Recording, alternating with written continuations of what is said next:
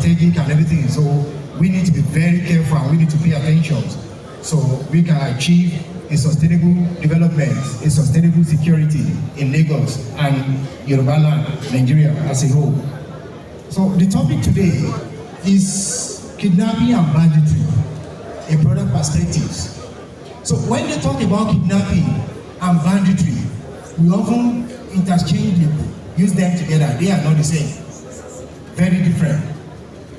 And I don't think there's anybody in Nigeria right now, be educated, non-educated, that doesn't or know the meaning of kidnapping or hear the word kidnapping. I was in Poland when one white guy in a very remote part of Poland he was listening to something like, "Oh, help me, I don't know where they carry me, they go."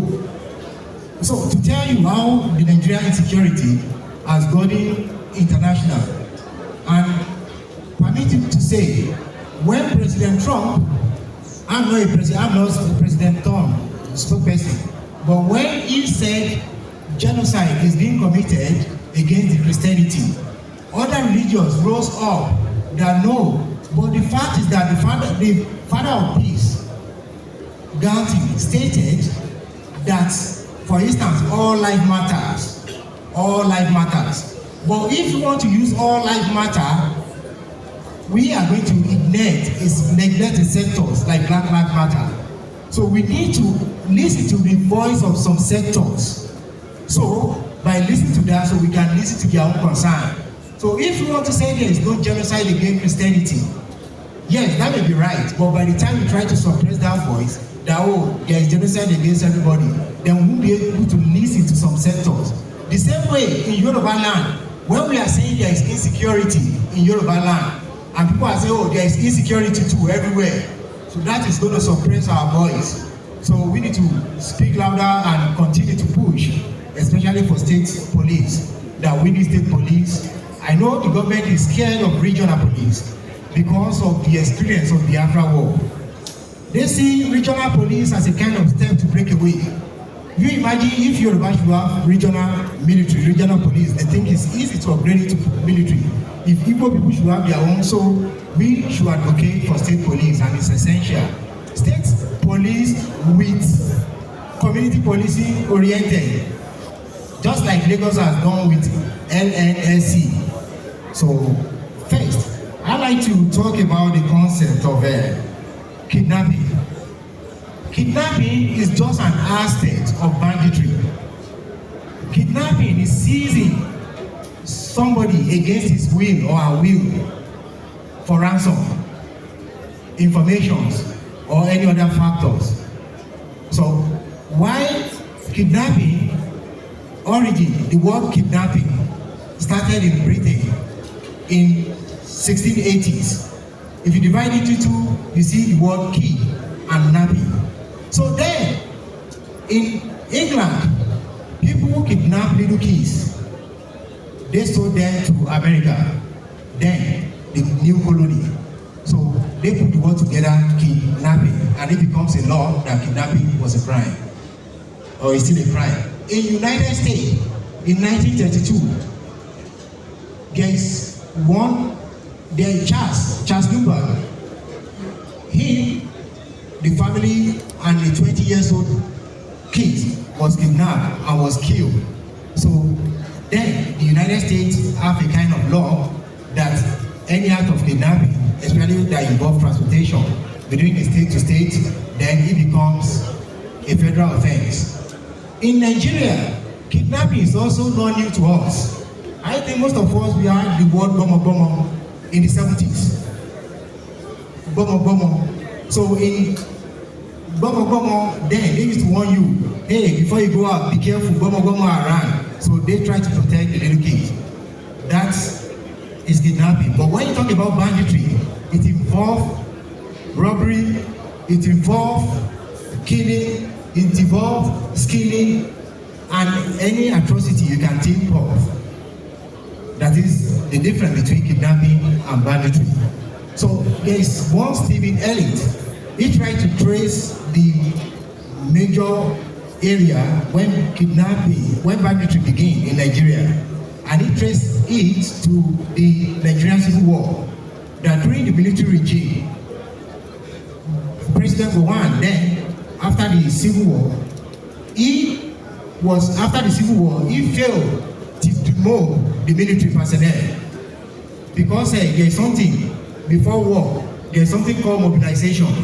So you put your soldier in the mood, you give them education and everything. So after the war, then they need to demote.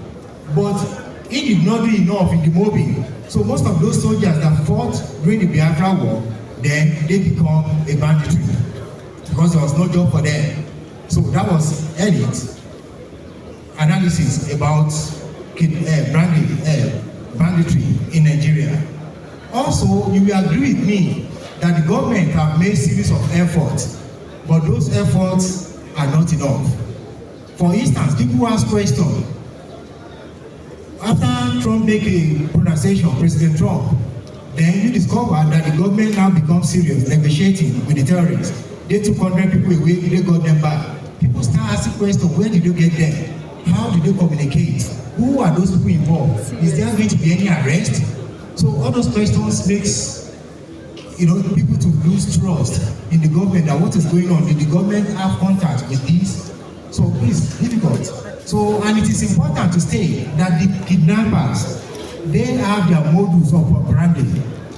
And that modus operandi, they have the way they operate. It's not single. They are not single entity like most people believe that it's individual. They are group and they have command and control. The command and control, they give them information, what to do, how to do it, the supply of arms and everything, and they have communication systems. So all those things, the government need to look into that.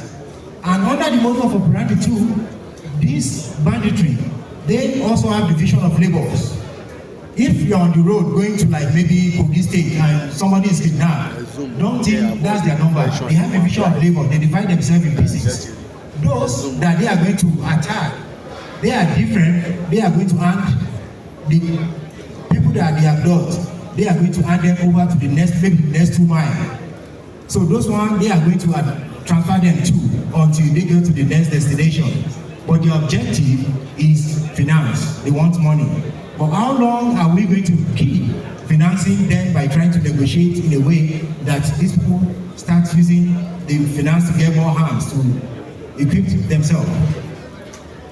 It is also important to state that it is difficult to differentiate sometimes the tactics between banditry and terrorism. It is important to say that right now in Nigeria, the bandits and terrorists, they share intelligence now.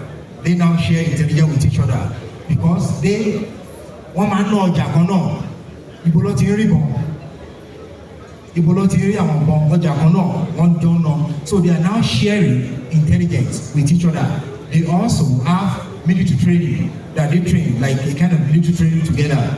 So, but this is at tactical level.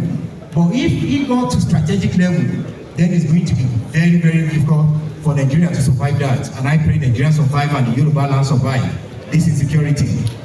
In addition, it is also important to state that insecurity in Nigeria has gotten to the level that I identify some factors that the government needs to pay attention to. First, if there is creation of state police, then the people that they are patrolling their states, they speak the language within the state. They understand the terrain. They are going to be able to interact. They are going to be able to pass information that is useful intelligence to our law enforcement agency. So that is essential to know that there is need for state police. And also the government has, we need to talk about corruptions. One of the major problems we are having in this country is corruptions. Corruption in the sense that some of our highlights, they now use the military, the banditries, the purchasing of weapons to siphon money. It is not only in Nigeria, it also happened in Ukraine. We saw some element of corruption within the structure, but we need to make sure that in our society we should try and tackle corruption. So within that structure, so we can also be able to. So also I highlighted some points that the government needs to do. First, I talked about corruption, 1. 2, I talked about economy. The government needs to have economic policy that is going to engage the youth. The youth, we have so many youth. So by so doing, the government needs to engage them to make sure the youth are employed. Education, also, most of the youth, they are out of school. So there is need to engage them and to make sure, the students out of school need to go back to school. In addition, this is important. Let me state this. There is a report that whenever people want to report within the Nigerian police, they do ask for money to write report. I don't know how true that is. That if you don't have money, they are not going to write report. So that is a big barrier to get information from the locals. So it is important to state categorically that there is need for the government and there is need for the Yoruba people to unite, especially like the Tumba, like the 𝗬𝗦𝗥𝗡𝗙𝗥𝗧𝗬 said, but I will say, our land ready because it's coming. So, and I don't think anybody can do better than this conference. So, thank you everyone, and God bless Nigeria, God bless Yorubaland.